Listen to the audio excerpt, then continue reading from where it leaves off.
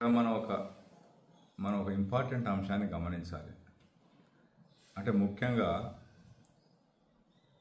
ప్రజల కోసం పనిచేస్తున్నాం అనేటువంటి మేధావి వర్గాలు, ప్రత్యామ్నాయ పోరాటం చేసేటువంటి వివిధ పార్టీల నేతలు, కార్యకర్తలు,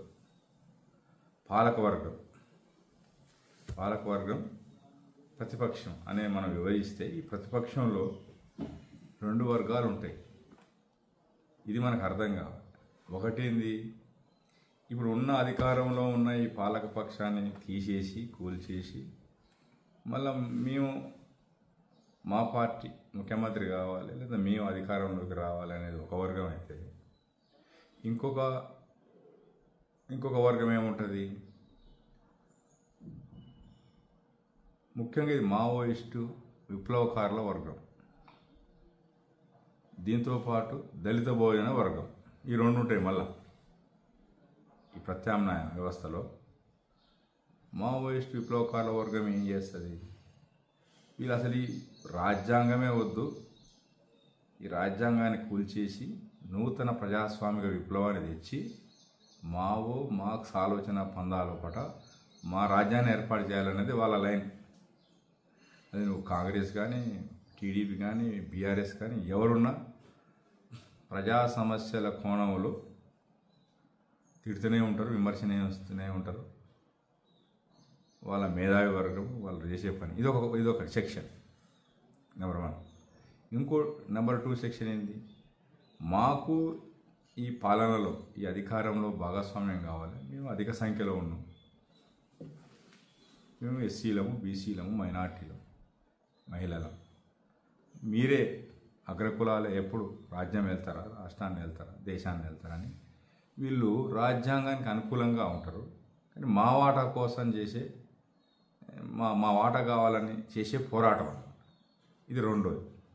మనం చాలా జాగ్రత్తగా అర్థం చేసుకోవాలి. ఒకటేమో అసలు రాజ్యాంగమే కూల్చేసేయాలి, రేవద్దు, అది ఏ ప్రభుత్వం అయినా కానీ పొద్దున్న లేస్తే మనం దాన్ని తిట్టడమే ఉద్దేశం, దాని మీద పోరాటం చేయడం ఉద్దేశం ఒకటైతే, ఈ ప్రభుత్వ రాజ్యాంగ పార్లమెంటరీ పందాతో అనుకూలత ఉంటూ మా వాటా కావాలని పోరాటం చేసి ఒక వర్గం.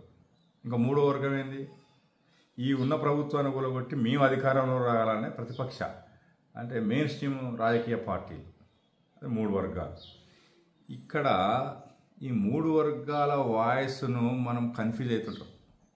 ఒకటే వాయిస్ తీసుకుంటారు, ప్రజల కోసం పోరాటం. ఫర్ ఎగ్జాంపుల్ ఏదన్నా ఒక దగ్గర ఏమైంది, ఒక పోలీస్ స్టేషన్లో ఒక పోలీసు ఒకరిని కొట్టిండ్రు, లేదా ఒక డ్యామ్ కడుతున్నప్పుడు అక్కడ ప్రజలు వ్యతిరేకిస్తున్నారు, అది లెజిటిమసీ కాదు, దానికోసం పనిచేయాలి. సపోజ్ దానికోసం పనిచేసే క్రమంలో 3 వర్గాలు బయలుదేరుతాయి.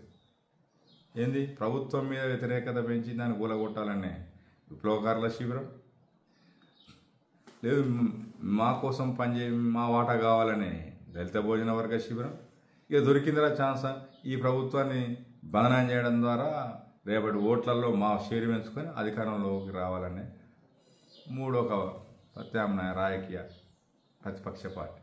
ఈ మూడింటి వాయిస్ ఒకటే ఉంటుంది. ఈ ముగ్గురు కలిసి పనిచేస్తుంటారు. మనకు క్లారిటీ ఉండాలి ఎవరు ఏ వర్గం అనేది. ఆ క్లారిటీ లేకపోతే మనం ఎవరెమ్మడి పోవాలో మనకు క్లారిటీ ఉండాలి.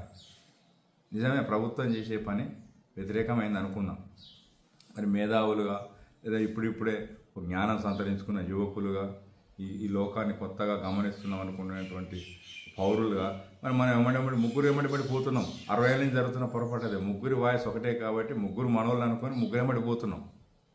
కానీ ఎట్లా పోవాలి, నువ్వు స్పష్టత వైపు పోవాలి. ప్రజల కోసం మాత్రమే పనిచేసే వ్యవస్థలను ఆధారం చేసుకొని పోవాలి. అది జరుగుతలేదు. ఈ ముగ్గురిటి వైపు పోయి ప్రజా సమస్యను వాళ్ళ కోణంలో వచ్చి ఉన్న ప్రభుత్వం మీద చూసి మనం వ్యతిరేకత పెంచుకుంటున్నాము.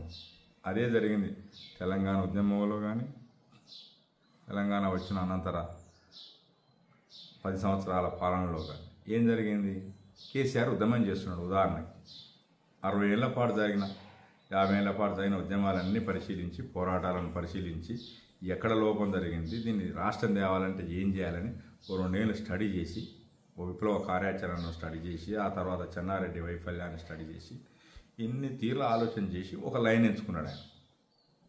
అప్పుడు ఏమవుతుంది, వీళ్ళు ఏం కోరుకుంటారు, ఈ 3 రకాల శక్తులు ఉన్నాయి కదా, మేము కూడా చేస్తున్నాంగా ఉద్యమం, మమ్మల్ని ఎందుకు విలువ అంటారు వీళ్ళు. సమస్య ఈయన ఏమనుకుంటాడు, పోవడం ఇలా విప్లవాలు దీన్ని తీసుకుపోయి ఈ ప్రజల చైతన్యాన్ని తీసుకుపోయి అడవిలో తీసుకుపోవాలని ఒక వర్గం, మన లక్ష్యం అడవిలో తీసుకుపోయి, ఒక వర్గమేమో మా వాటా ఏందనేది మొదలు పెట్టుకునే వర్గం. మరి అడవిలో తీసుకునే వర్గాన్ని వారం చేయలే. మా వాటా ఏందనేది ఇప్పటి నుంచే మొదలు పెట్టుకుంటే ఆంధ్ర సీమ సమైక్యాంధ్ర శక్తులను మనం ఎలా కొట్టగలుగుతామా? ఇక్కడనే విభజన చేసుకుంటే తెలంగాణ రీజియన్లో ఉన్న ప్రతి ఒక్కడు పోరాటంలో పాల్గొనాలి కదా. మరి అప్పుడు నువ్వు ఇప్పుడే విభజన పెట్టుకొని సామాజిక అని లేకపోతే కులం అనే కోణంలో లైన్ తీసుకుంటే కుదరదు కదా. సో వాళ్ళను ఎమ్మడి పెట్టుకోలేము. మూడోడు మేమే తురుముకాలంలో మేము 60 ఏళ్ళ నుంచి రాజ్యం వెళ్ళాం అని ఒక కాంగ్రెస్ పార్టీ కావచ్చు, ఒక టీడీపీ పార్టీ కావచ్చు, వాళ్ళని ఎట్లా తీసుకుంటాం? వాళ్ళు ఎందుకు వచ్చి మన మాట వింటారు, కేసీఆర్ మాట ఎందుకు వింటారు? కాబట్టి ఏం చేసిండు, మరి నాయన మీ పంచాయతీ కాదు కూడా నా లైన్కి ఇది, నేను ఈ లైన్లోనే పనిచేస్తా అని ప్రజలతో డైరెక్ట్ పోయి ఆయన ఒక్కడిగా మొదలయ్యి పోతున్న క్రమంలో ఒక్కొక్కడు ఆలోచన మార్చుకొని ఆలోచన చేసుకుని అరే సార్ లైన్ కరెక్ట్ అనుకున్నాడు, కలుసుకుంటూ వచ్చిండ్రు. ఈ 3 వర్గాల నుంచి కూడా వచ్చి ఆయన ఎమ్మడి చేయలేరు. విప్లవకారులు కూడా కొంత రియలైజ్ అయ్యారు. కూడా నాలాంటి వాడు ఉదాహరణకు చదువుకున్నారు, అరే ఇది ఇట కాదురా బాబు, సార్ ఎమ్మడి పోతేనే కరెక్ట్ ఉన్నది, పార్లమెంటు పొందాలని రాజకీయంగా పోరాటం చేసిన తెలంగాణ వస్తుంది. మరి బిల్లు పెట్టమన్నప్పుడు పార్లమెంట్లో బిల్లు పెట్టమన్నప్పుడు మన పార్లమెంటును వ్యతిరేకించే శక్తులతో కలిసి లాభమే ఉన్నది. కాబట్టి అటు వచ్చాయి. దళిత భోజన వర్గాలలో కూడా మేధావి వర్గము యువకులు ఏమైంది కొంతమంది. నిజమే, ఇప్పుడే మనం సామాజికాన్ని కూడా కూర్చుంటే మన శత్రువులు సీమాంధ్ర పాలకులను కొట్టలేము. కాబట్టి ఇది భౌగోళికంగా అందరూ ఐక్యమయ్యే దిశగా పార్లమెంటరీ శాంతియుత పొందాలి అని కేసీఆర్ ఎమ్మటి వచ్చింది. కొంతమంది ఈయన చెప్పినట్టు ప్రతిపక్ష పార్టీలలో ఉన్న కాంగ్రెస్ టీడీపీలో ఉన్న వాళ్ళు కూడా ఏం చేసిండ్రు, తన ప్రాక్టీస్ చేస్తూ ఉన్న కొద్దీ ప్రజలంతా ఆదరిస్తున్నారు. ఉప ఎన్నికలంటే గెలిపిస్తున్నారు. దాన్ని చూసి పార్టీలలో మార్పులు వస్తున్నాయి. అప్పుడు రాజకీయ నాయకులుగా రే సార్ ఎమ్మటి కేసీఆర్ ఎమ్మటి పోతే మేము రేపు ఎన్నికలలో గెలుస్తాం, ఏమో తెలంగాణ అనకపోతే మాకు బతుకు తెరుగు లేదని ఆ వర్గాలు కూడా సార్ ఎమ్మటి జమ అయ్యారు. ఇట్లా జమ అయ్యారు ఒక్కొక్కరు. అంటే ఏంది, 3 సెక్షన్స్ని తన కార్యాచరణ ఆకట్టుకోగలిగింది. అట్లా ఉద్యమము సకల జనులు, సబ్బండ వర్గాలు, అంటే న్యూట్రల్గా ఏ అవగాహన లేకుండా సార్తోని పాటే ఫ్రెష్గా ఉన్న వర్గం, ఆ తర్వాత ఒక్కొక్క వర్గం మనసు మార్చుకొని తనతోనే కలిసి వచ్చే క్రమంలో మొత్తం 3 కోట్ల మంది తెలంగాణ ప్రజలకు ఒక భరోసా వ్యవహారాన్ని ఇవ్వగలిగింది. ఇది 14 ఏళ్ళ కార్యాచరణ మామూలుది కాదు. అలా గట్టిగా నిలబడాలి. ఓ మేధావి తిడతాడు, కేసీఆర్ మొత్తం మా త్యాగాల పునాదుల మీద మేము 20 ఏళ్ళ నుంచి చేస్తున్న దాని మీద నువ్వు పోతున్నావేంది అంటాడు ఒక ఆయన. అంటే మరి ఏం చేయాలి, రానమని నువ్వురా, నిలబడి నడిపిద్దురా అంటే ఆయన మన పార్లమెంట్ రాజకీయాలకు రాడు. గద్దరు అనేటోడు ఊకే, ఎవరు తమ్మి మనం ఇత్తనాలు వేసుకుంటూ పోతున్నాం, వెనక పార్లమెంటరీ పందాలు వచ్చేటోళ్ళు కోసుకుంటూ వస్తున్నారు అనేటోడు. మరి ఏం చేద్దామన్నా, విత్తనాలంటే ఆయన ఉద్దేశం ఏంది, పాటలు పాడుకుంటా జనాన్ని చైతన్యం చేసుకుంటా భావజాల వ్యాప్తి చేసుకుంటా జనసభ మహాసభ పేరుతోని సాంస్కృతిక ఉద్యమాన్ని నిర్మించుకుంటా ప్రజలలో ఒక ఉత్తేజన తీసుకుంటా పోయేది ఆయన ఉద్దేశం. ఏంటంటే గద్దరు ఉద్దేశం విత్తనాలు వేస్తున్నాడు. మరి నువ్వే కోసుకోవచ్చు కదా అంటే, మరి మనం పార్లమెంటరీ పార్టీ పెట్టాలి, అలా నిలబడితేనే కదా మనకు ఓట్లు వేసేది, మనం నిలబడమైంది.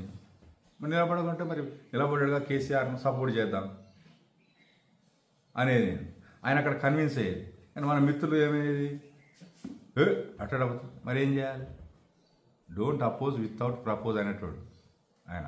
అంటే ఫలానా ఈయనకి ఇష్టం లేదు నీకు, ఇంకోటి పెట్టు. మరి ఆడొద్దు ఈడొద్దు నువ్వు అపోజ్ చేస్తే ఎట్లా చేస్తావు, ఉన్నదాగం కదా.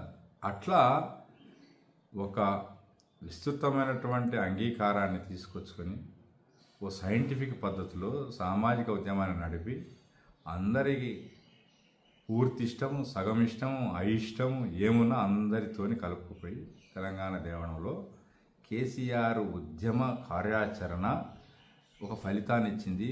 అదే కేసీఆరిజం అంటున్నాం మనం ఇవాళ. ఇది ఎవరు చేయలే. ఈ ప్రక్రియ నాకు తెలిసి దేశంలోనే జరగలే. తెలంగాణలో చెన్నారెడ్డి అప్పుడు ఇట్లా జరగలే. ఊకనే ఆనాడు ఉన్న 69 మూమెంట్ ఉన్న ఉద్రేగం ఓ పార్టీ పెట్టగానే వేసిరు జనం. అప్పటికింత వైరుధ్యాలు వెలగారు. అప్పటికి ఈ మావోయిస్టు, కమ్యూనిస్టు, విప్లవ శక్తుల భావజాలము, వ్యతిరేక భావజాలం పెరగలే. అప్పటికి ఇంకా పార్టీలు ప్రైమరీ స్థాయిలోనే ఉన్నాయి. కానీ ఇప్పుడు మొత్తం జాతి అంతా, తెలంగాణ అంతా చైతన్యమైపోయి ఒక 40 ఏళ్ళ తర్వాత వచ్చినటువంటి వ్యవహారం కాబట్టి ఇది డీల్ చేయడం చాలా కష్టం. అది చేసిండు కేసీఆర్. అందుకనే తన తాత్వికత, తన రాజకీయ ఎత్తుగడ, వ్యూహాలు ప్రత్యేకమైనవి కాబట్టి వాటిని అర్థం చేసుకోవాలంటున్నాను నేను.